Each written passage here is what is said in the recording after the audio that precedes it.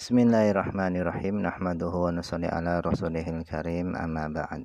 Insyaallah pada kesempatan ini kita akan melanjutkan kembali pembacaan kitab Kasyifatus Sajah. Kita telah sampai kepada furu'un, cabang-cabang permasalahan. Wayam bagi dan hendaknya al-ihtirazu, berhati-hati, halatal istinja, ketika istinja.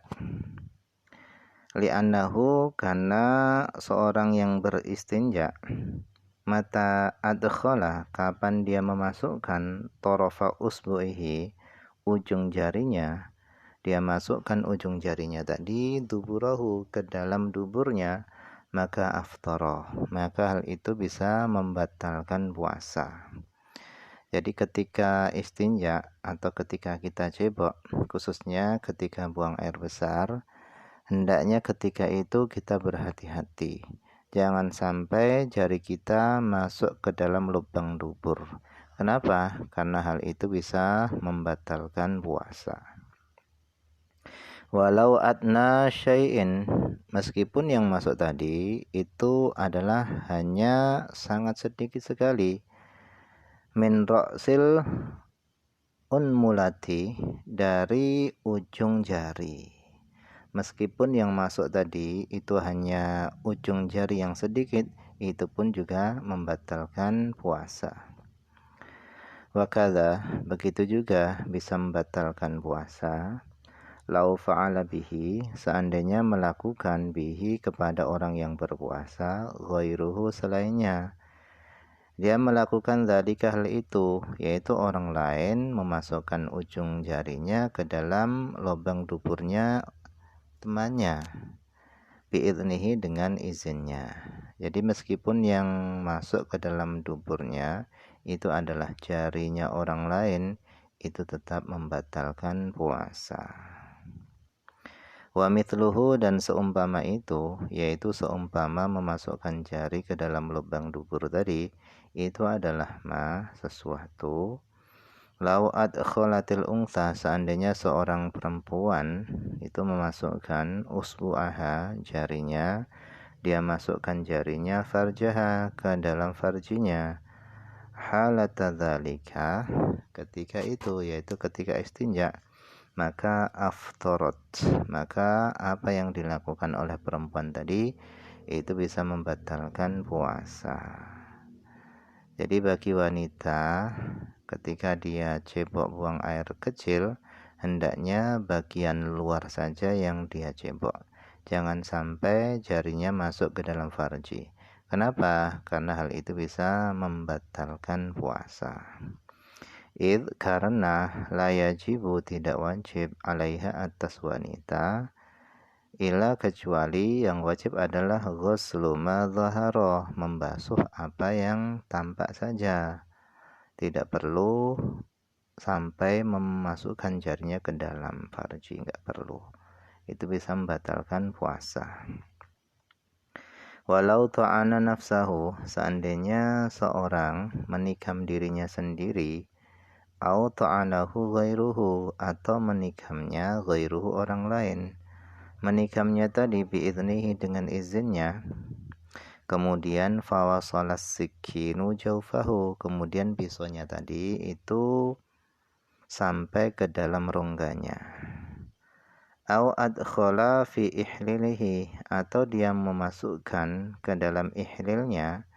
Au udhunihi, atau dia memasukkan ke dalam telinganya udan, kayu, untuk ngorek telinga misalnya. Fawasala, kemudian kayu tadi sampai ilal batin, ke bagian batin, maka aftar, maka hal itu bisa membatalkan puasa.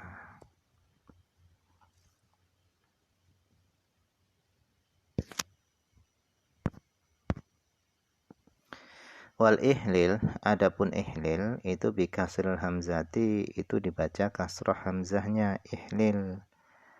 Nah, ihlil itu maknanya adalah makhrajul laban, tempat keluarnya susu, minal thadyi, daripada puting susu. Jadi tempat keluarnya susu dari puting susu, lubang untuk keluar susu, itu namanya adalah ihlil. Wa makhrajul baul aidan, dan ihlil juga bermakna tempat keluarnya kencing juga. Jadi seorang yang memasukkan sesuatu ke lubang puting susunya atau memasukkan sesuatu ke dalam lubang buang air kecilnya, misalnya untuk pengobatan, diberi selang atau yang lainnya, maka hal itu bisa membatalkan puasa. Hadza, ini batal puasanya tadi sebab memasukkan jari tadi itu ilam yatawaqqaf, jika tidak bergantung khurujun nahwil kharij, keluarnya seumpama benda yang keluar, yaitu berak, itu tidak bergantung ala idkhali usbu'ihi, atas memasukkannya jarinya fi tuburihi, ke dalam duburnya. Wa illa, kalau keluarnya beraknya tadi itu bergantung dengan memasukkan jarinya, maka adkhalahu, hendaknya dia masukkan jarinya, wala fitra, dan puasanya tidak batal. Jadi memasukkan jari ke dalam dubur itu bisa membatalkan puasa ketika keluar nya tadi dengan tanpa dibantu jari itu bisa keluar dengan lancar. Tapi kalau benda yang keluar tadi yaitu itu tidak bisa keluar dengan lancar kecuali harus dibantu dengan jari, maka masuknya jari ke dalam dubur itu tidak membatalkan puasa.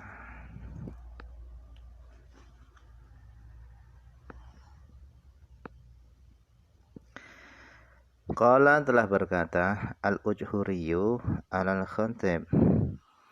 Al-Ujhuriyyu, beliau mengomentari Al-Khatib atas pernyataannya Syekh Khatib Asyarbini.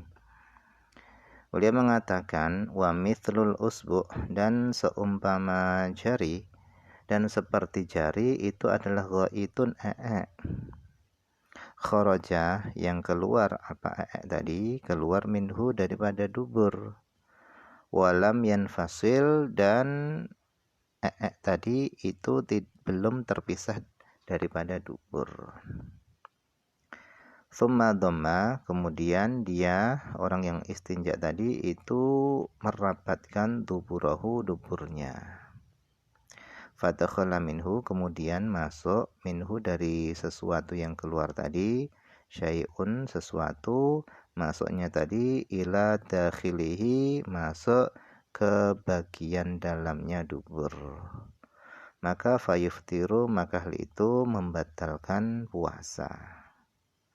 Membatalkannya tadi itu haitsu, ketika atau di mana tahaqqaqa, seorang tadi itu yakin tukhula syai'in, masuknya sesuatu, minhu, dari tadi, masuknya tadi ba'da buruzihi, setelah tampaknya tadi. Jadi kalau beraknya tadi itu sudah keluar kemudian masuk lagi, itu bisa membatalkan puasa. Kenapa? Li'annahu, karena nya tadi itu kharaja, dia telah keluar, min ma'danihi, daripada tempatnya, ma'a adami hajatihi, bersama tidak butuhnya dia, iladam, kepada merapatkan dubur. Wabihi, dan dengan alasan inilah, yaitu yang membatalkan puasa tadi, itu adalah ketika tadi masuk kembali lagi dengan tanpa hajat. Wabihi, dan dengan alasan inilah, yufariku, menjadi berbeda yang kembali masuk lagi tadi, menjadi berbeda maq'adal mabsur, yaitu dengan pantatnya orang yang sakit bawasir atau ambeien. Jadi orang yang sakit bawasir atau ambeien itu kan sebagian duburnya ada yang keluar itu. Nah, ketika dia memasukkan duburnya kembali ke dalam, hal itu tidak membatalkan puasa. Kenapa? Karena memasukkannya tadi itu karena ada kebutuhan. Afta bidzalika, telah berfatwa dengan hal itu Siapa? Syaikhu syaikhina, gurunya guru kami, yaitu Al-Allamah Mansurun At-Tabalawiyyu.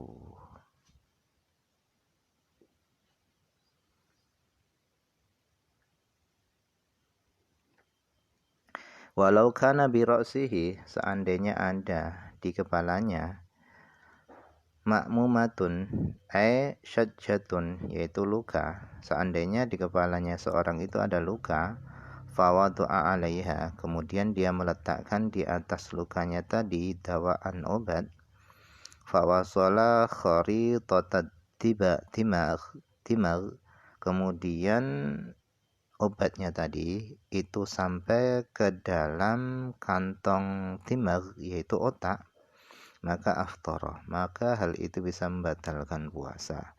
Wa illam yasil batinal kharitah, meskipun obatnya tadi tidak sampai ke bagian dalam kantong otak.